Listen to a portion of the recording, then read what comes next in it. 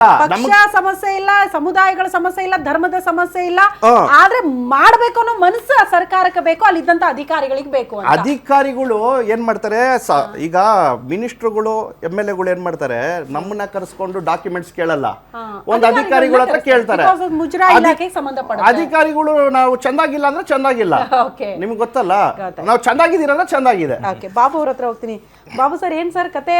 ಪ್ರತಿ ಬಾರಿ ಕೂಡ ಸಂಭ್ರಮ, ನಾವು ಬದುಕಬಹುದು, ಸಂಭ್ರಮನೂ ಆಗಬೇಕು, ಒಂದು ಕರಗ ಮಹೋತ್ಸವ ಕಳೆಗೆ ತರಬೇಕು ಅಂತ ಪ್ರತಿ ಬಾರಿ ವರ್ಷ ನಾವೇ ಮಾಡೋದು. ಪ್ರತಿ 11 ದಿನ ಕರಗ ಸ್ಟಾರ್ಟ್ ಆಗಿ ಎಂಡ್ ಆಗೋ ತನಕ ನಾವು ಡೆಕೋರೇಷನ್ ಎಲ್ಲ ಮಾಡ್ತೀವಿ. ನಾನು ಬೆಂಗಳೂರಿಗೆ ಬಂದಾಗಿಂದ ನೋಡ್ತಾ ಇದ್ದೀನಿ ಎಷ್ಟು ಅದ್ಭುತವಾಗಿ ಅಂದ್ರೆ ಅಲ್ಲಿ ಲೈಟಿಂಗ್ಸ್ ಮತ್ತೆ ಅಲ್ಲಿನ ಅಲಂಕಾರಗಳೇ ನಮಗೆ ಗಮನ ಸೆಳೆದ್ಬಿಡುತ್ತೆ, ಮೈ ರೋಮಾಂಚನ ಆಗ್ಬಿಡುತ್ತೆ ಅಂತ ಅಲ್ಲಿ ನಿಂತಾಗ ನಮಗೆ. ಮೇಡಮ್ ಅದಕ್ಕೊಂದು ಮಾತು ಹೇಳ್ತಾರೆ, ನಮ್ಮ ಹತ್ರ ಪ್ರತಿ ಒಂದು ಫೋಟೋ ಮಲ್ಗೆ ಹೂವದೆಲ್ಲ ಇದೆ, ನೀವು ಮಲ್ಗೆ ಹೂವು ಯಾಕೆ ಯೂಸ್ ಮಾಡ್ತೀರಾ, ಸುಗಂಧ ರಾಜ ಯೂಸ್ ಮಾಡಿ ಅಂತಾರೆ. ಈಗ ಅವ್ರು 1 ವರ್ಷನೂ ಇಲ್ಲ ಆಗಿಲ್ಲ, ಇವಾಗ ADC ಎಲ್ಲ ಬಂದಿದಾರಲ್ಲ, ಅವರು ಬೆಂಗಳೂರಿಗೆ ಬಂದು 1 ವರ್ಷನೂ ಆಗಿಲ್ಲ, ಮತ್ತೆ ಕರ್ಗ ಅನ್ನೋದು ಅವ್ರಿಗೆ ಗೊತ್ತೇ ಇಲ್ಲ. ನೀವು ಮಲ್ಗೆ ಹೂವು ಯಾಕೆ ಯೂಸ್ ಮಾಡ್ತೀರಾ, ಸುಗಂಧ ರಾಜ ಹಾಕಿ. ನಾವು ಆ ತಾಯಿನ ಮೈ ತುಂಬಿಸೋದೆ ಮಲ್ಗೆ ಹೂವು. ಮಲ್ಗೆ ಹೂವು ಯೂಸ್ ಮಾಡಬೇಡಿ, ಸುಗಂಧ ರಾಜ ಅದು ರೇಟ್ ಕೊಡ್ತಾರ ಅವರು, ಕಡಿಮೆ ಇದೆಯಾ ರೇಟ್ ಅಂತ. ಬಾಬು ಸರ್ ಅದೊಂದು ರಿಯಾಕ್ಷನ್ ತಗೊಂಡ್ಬಿಡ್ತೀನಿ. ಬಾಬು ಸರ್, ಹೆಂಗ್ ಅನಿಸ್ತಿದೆ ಈ ಸಾರಿ ಅಂತ? ನಮ್ಗೆ ಈ ಸರಿ ಈ ತರ ದುಬಾರಿ ಮೋಸ ಆಗಿದೆ ಅಂತ ನಾವು ಕಷ್ಟ ಬಿದ್ದು, ಇನ್ನೊಬ್ರು ಯಾರೋ ಮುಜರಾಯಿ ಇಲಾಖೆ ಅವರು ಒಂದು ಕಮಿಟಿಗೆ ಒಂದು ರಾಜಾ ಎಂಟರ್ಪ್ರೈಸಸ್ ಅವ್ರಿಗೆ ಗುತ್ತಿಗೆ ನೀಡ್ಬಿಟ್ಟು ಅವ್ರಿಗೆ ಬಿಲ್ಲು ಶಾಂಕ್ಷನ್ ಮಾಡ್ಬಿಟ್ಟವ್ರೆ. ನಾವು ಕಷ್ಟ ಬಿದ್ದಿದ್ದು ಅವ್ರಿಗೆ ಹೆಂಗಾಯ್ತು ಅಂತ ನಾವು ಕೇಳ್ತಾ ಇದ್ದೀರಿ. ಮತ್ತು ನಾವು ಕಷ್ಟ ಬಿದ್ದರೆ ನಮಗೆ ಫಲ ಏನು, ಇಷ್ಟು ಕಷ್ಟ ಬಿದ್ದು ನಾವು ಇಷ್ಟೆಲ್ಲ ದುಡ್ಡು ಸಾಲ ಫಲ ಮಾಡಿ ನಾವು ಆ ದೇವಸ್ಥಾನಕ್ಕೆ ಒಂದು ಸೇವೆ, ಅಳಿಲ್ ಸೇವೆ ನಮ್ಮದು ಒಂದಿರಲಿ ಅಂತ ನಾವು ಮಾಡಿದ್ರಿ. ಅದರಿಂದ ಇದು ನೋಡ್ರಿ ಈ ಥರ ಆಗುತ್ತೆ. ಇವು ರಾಜಕೀಯಕ್ಕೋಸ್ಕರ ನಮ್ಮ ಕೂಲಿ ಕೆಲಸ ಮಾಡೋರನ್ನ ಮಿಸ್ಯೂಸ್ ಮಾಡ್ಕೊತಾರಂತ ನಮ್ಮ ಅಭಿಪ್ರಾಯ. ಓಕೆ ಸತೀಶ್ ಸರ್, ಮೇಡಮ್ ಹೆಂಗೆ ಸರ್ ಇದನ್ನ ಸರಿ ಮಾಡೋದು ಯಾರು, ಯಾರ ಕೈಯಲ್ಲಿದೆ, ಈ ಹೆಂಗ್ ಸರಿ ಮಾಡಬಹುದು ಅಂತ? ಈಗ ಇಮಿಡಿಯೇಟ್ ಆಗಿ ಫಂಡು ಸಿಗಬೇಕು, ಅಲ್ಲಿ ನೀವು ನೆಕ್ಲೆಸ್ ಒಂದು ಆರೋಪ ಮಾಡಿದ್ರಲ್ಲ ಸರ್. ಮೇಡಮ್ ಅದು ನೋಡಿ, ಆ ವಿಷಯ ಆಗಿಗೆ ಬರ್ತೀನಿ. ಇದನ್ನ ನಾನು ಕೋರ್ಟಲ್ಲಿ ಮಾತಾಡ್ಕೊಳ್ಳೋಣ, ದುಡ್ಡು ಕಾಸ್ದು ಅಂತೇಳಿ. ಈಗ ಇಲ್ಲಿ ಮುಜರಾಯಿ ಇಲಾಖೆ ಅಧಿಕಾರಿಗಳಿಂದ ಸಾರ್ಟ್ ಔಟ್ ಆಗಲ್ಲ ಅಲ್ಲ, ಏನಕ್ಕೆ ಸಾರ್ಟ್ ಔಟ್ ಆಗಲ್ಲ ಅಂತ ಹೇಳ್ತೀನಿ. 40 ಲಕ್ಷದಲ್ಲಿ ಕರ್ಗ ಮಾಡಿದೆ ಅಂತ 6 ಜನ ಅಧಿಕಾರಿಗಳು ತೋರಿಸ್ಬಿಟ್ಟಿದ್ದಾರೆ. ಈಗ 40 ಲಕ್ಷ ಅಲ್ಲ, 1 ಕೋಟಿ 1.5 ಕೋಟಿ ಅಂತ ಹೇಳಿದ್ರೆ ಅಧಿಕಾರಿಗಳಿಗೆ ತಲೆದಂಡ. ಯಾಕಂದ್ರೆ ಇವ್ರು ಮಾಡ್ಬಿಟ್ರು, ಇವರು 1 ಮೊಳ ಹೂವನು ಕೊಟ್ಟಿಲ್ಲ, ಇವರು 5 ಜನ ಕುತ್ಕೊಂಡ್ರು, ಒಂದೊಂದ್ ದಿವಸ ಒಂದೊಂದ್ ಬಿಲ್ ಪಾಸ್ ಮಾಡ್ಕೊಂಡು ಹೋಗ್ಬಿಟ್ರು. ಈಗ ಬಜೆಟ್ ಅಲ್ಲಿ ಹಂಗಂದ್ರೆ ದೊಡ್ಡವರು ಸುಮ್ನೆ 1.5 ಕೋಟಿ ತರ ಇದೇ. ಆಗ 2015 ಅಲ್ಲೇ 1 ಕೋಟಿ ಬಿಲ್ ಮಾಡಿದ್ದಾರೆ, 2019 ಅಲ್ಲಿ 1 ಕೋಟಿ ಬಿಲ್ ಮಾಡಿದ್ದಾರೆ. ಇವತ್ತಿನ ರೇಟ್ ಏನಿದೆ, ಮತ್ತೆ ನಾನ್ ಬಂದ್ಮೇಲೆ ಫ್ರೂಟ್ಸು, ವಸ್ತ್ರ ಪೇಟಗಳು, ಮತ್ತೆ ದೀಕ್ಷೆ ತಗೊಳ್ಳೋರ್ಗೆ ಖಡ್ಗ, ಮತ್ತೆ ಆರತಿ ದೀಪಗಳು ಅಂತೀರ, ಒಂದೊಂದು ದೀಪ 4,000 ಆಗುತ್ತೆ. ಹೋದ ವರ್ಷ ಅದನ್ನು ಕೊಡಿಸಿದ್ದೀನಿ ಭಕ್ತಾದಿಗಳಿಗೆ. ತುಂಬಾ ಜನಕ್ಕೆ ಅದು ಮಾಡೋಕ್ಕಾಗಲ್ಲ, ಬೇಕಾದವ್ರು ದೇವಸ್ಥಾನ ತಗೊಳ್ಳಿ ಅಂತ.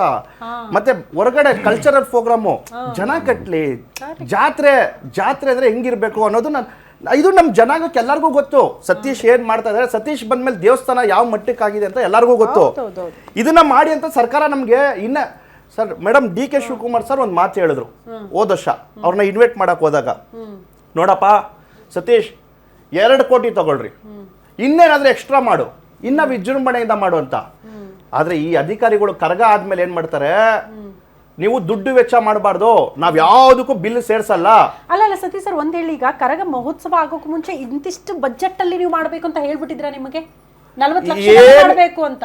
ಏನು ಹೇಳಿರ್ಲಿಲ್ಲ. ಓಕೆ, ನೀವು ನಾರ್ಮಲ್ ಆಗಿ ಪ್ರತಿ ವರ್ಷ ಕೋಟಿ ಫಂಡ್ ಬರ್ತಾ ಇತ್ತು, ಹಂಗ ಮಾಡ್ತಾ ಇದ್ರು, ಹಂಗೆ ಮಾಡಿರೋದು. ಬಟ್ ಈ ಬಾರಿ 40 ಲಕ್ಷ ತಂದು ನಿಲ್ಸಿದಾರೆ, ಇಷ್ಟರಲ್ಲೇ ಮಾಡ್ಬೇಕಿತ್ತು ನೀವು, ಇಷ್ಟರಲ್ಲೇ ಮಾಡ್ಬೇಕಿತ್ತು.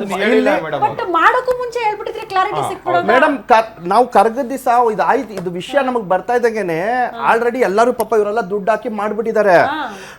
ಕರ್ಗದ ದಿವಸ ಈ ವಿಷಯ ಕೇಳ್ಬಿಟ್ಟು ಕರ್ಗ ಸ್ಟಾಪ್ ಆಗೋಯ್ತು, ಪೂಜಾರಿನೂ ಕರ್ಗ ಎತ್ತಲ್ಲ ಅಂದ್ಬಿಟ್ರು, ನಾವು ಕರ್ಗ ನಡ್ಸಲ್ಲ ಅಂತ. ಆಮೇಲೆ ಚೈತ್ರ ಪೌರ್ಣಮಿ ಮತ್ತೆ ಬರಲ್ಲ, ನಮಗ್ ನಾವೇ ಅನ್ಕೊಂಡ್ರಿ ದುಡ್ಡು ಕಾಸು ಜನಾಂಗ ನಾವು ಹಾಕೊಳ್ತೀರಿ, ದುಡ್ಡು ಕಾಸು ಇವತ್ತು ನಾಳೆ ಸಂಪಾದನೆ ಮಾಡ್ಬೋದು. ಚೈತ್ರ ಪೌರ್ಣಮಿ ಇವತ್ತೊಂದ್ ದಿವಸ ಬಿಟ್ರೆ ನಾಳೆ ಬರಲ್ಲ, ಅವತ್ತೇ ನಡೆಯೋದು, ಬೇರೆ ಕರ್ಗ ತರ ಅಲ್ಲ. ಅದಕ್ಕೆ ನಾವೇನ್ ಮಾಡ್ತೀರಿ, ದುಡ್ಡು ನಾಳೆ ನೋಡ್ಕೊಳ್ಳೋಣ, ಕರ್ಗ ನಡ್ಸೋಣ. ಅವತ್ತು CM ಒಂದ್ ಮಾತು ಹೇಳ್ತಾರೆ, DCM ಒಂದ್ ಮಾತು ಹೇಳ್ತಾರೆ, ಮಿನಿಸ್ಟ್ರು ಹೇಳ್ತಾರೆ ನಿಮಗ್ ಮೋಸ ಆಗಲ್ಲ, ನಾನು ದುಡ್ಡು ಕೊಡ್ತೀನಿ ಅಂತ. ಅದಾಗುತ್ತೆ ಮೇಡಮ್. ಅದಾಗಿದ್ಮೇಲೆ 25 ದಿವಸ ಕರ್ಗ ಆಗಿ 25 ದಿವಸ ಆದ್ಮೇಲೆ ಇವರು 40 ಲಕ್ಷನ ರಿಲೀಸ್ ಮಾಡ್ತಾರೆ. ಡಾಕ್ಯುಮೆಂಟ್ಸ್ ಇದೆ, 40 ಲಕ್ಷ ರಿಲೀಸ್ ಮಾಡ್ತಾರೆ. ಹಂಗಾರೆ ಕರ್ಗ ಹೆಂಗ್ ನಡೀತು? ಇವರೆಲ್ಲ ಕೆಲಸ ಮಾಡಿದಿರ ಕರ್ಗ ನಡೀತಾ? ಅಷ್ಟು ವಿಜೃಂಭಣೆಯಿಂದ ಈಗ ಸತೀಶ್ ಅವರು ಏನಂತಾರೆ, ನಿಮ್ದೇ ತಪ್ಪು ಅನ್ನೋ ತರ ನಿಮ್ ಮೇಲೆ ಈಗ ಇದ್ ಮಾಡ್ತಾ ಇದಾರೆ. ನೀವ್ ಯಾಕೆ ಕರ್ಗ ನಡೆಸಿದ್ರಿ ಅಂತಾರೆ. ಕರ್ಗನೇ ಯಾಕೆ ಕರ್ಗನ ಮೇಡಮ್ ಯಾಕೆ ಇಷ್ಟು ಖರ್ಚು ಮಾಡಿದ್ರಿ ಅಲ್ಲ, ಕರ್ಗನೇ ಯಾಕೆ ಕರ್ಗ ಯಾರು ನಿಮ್ಮನ್ನ ನಿಲ್ಸ್ಬೇಕಾಗಿತ್ತು ಕರ್ಗ? ಇವ್ರು ಹೇಳೋದು ಇವರೆಲ್ಲ ಬಂದ್ರು ಡಿ ಸಿ ಅವ್ರ ಹತ್ರ ಕೇಳಿದ್ರೆ, ಬಿ ಗ್ರೂಪ್ ದೇವಸ್ಥಾನ ಡಿ ಸಿ ಅವ್ರು ಸೇರುತ್ತೆ, ನಿನ್ನ ಕರ್ಗ ನಡೆಸು ಅಂತ ಹೇಳಿದ್ಯಾರು? ನೀನ್ ಯಾಕೆ ದುಡ್ಡು ವೆಚ್ಚ ಮಾಡಿದೆ? ಅದಕ್ಕೆ ನಾನು ಕೋರ್ಟಲ್ಲಿ ಹೈಕೋರ್ಟಲ್ಲಿ ಒಂದು ಮಾತು ಹೇಳಿದೆ, ನಾನು ದುಡ್ಡು ಕಾಸು ವ್ಯವಹಾರಕ್ಕೆ ಹೋಗಲ್ಲ, ಅಧ್ಯಕ್ಷ ಆಗಿ ಕರ್ಗ ನಡೆಸ್ತೀನಿ, ಇವ ಎಲ್ಲ ನೋಡ್ಕೊಳ್ಳಿ, ಕೋರ್ಟ್ ಆರ್ಡ್ರೂ ಅದೇ ಬರುತ್ತೆ.